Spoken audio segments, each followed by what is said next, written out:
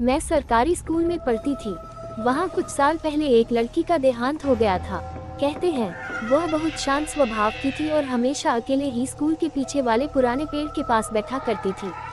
उसके जाने के बाद स्कूल के बच्चों और शिक्षकों ने उसी जगह पर एक छोटा सा कोना बना दिया जहाँ रोज दिए जलाए जाते थे। सब मानते थे कि उसकी आत्मा को शांति मिलेगी। कुछ महीनों तक सब सामान्य रहा, लेकिन धीरे धीरे अजीब बातें होने लगी। शाम को आखिरी पीरियड के बाद जब बच्चे घर जाते तो उस जगह पर रखा दिया अपने आप जलता हुआ दिखाई देता, जबकि किसी ने उसे छुआ भी नहीं होता। कई बच्चों ने कहा कि उन्हें वहाँ किसी के हल्के कदमों की आहट सुनाई देती है, जैसे कोई धीरे धीरे घूम रहा हो। समय बीतता गया और स्कूल की बिल्डिंग बनाने के लिए उस जगह को तोड़ दिया गया। डीओ वाला कोना मिट्टी में मिला दिया गया और वहाँ नई क्लासरूम बन गई। सबने सोचा अब सब ठीक हो जाएगा, लेकिन असली घटनाएं तो उसके बाद शुरू हुई। नई बनी क्लास में पढ़ने वाले बच्चों ने बताया कि कभी कभी बोर्ड पर अपने आप हल्की सी लकीर बन जाती है, जैसे कोई कुछ लिखने की कोशिश कर रहा हो।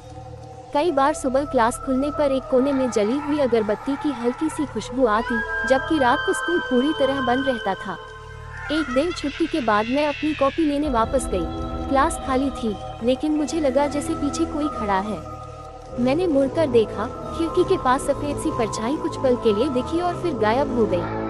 उसी समय मुझे बहुत हल्की आवाज सुनाई दी, जैसे कोई धीमे से कह रहा हो, मेरी जगह क्यों तोड़ी। उस दिन के बाद से उस क्लास में आखिरी बेंच हमेशा खाली रहती है। कोई वहाँ बैठना नहीं चाहता, क्योंकि कई बच्चों का कहना है कि जब वे वहाँ बैठते हैं तो उन्हें लगता है जैसे उनके पास कोई चुपचाप बैठा हुआ है।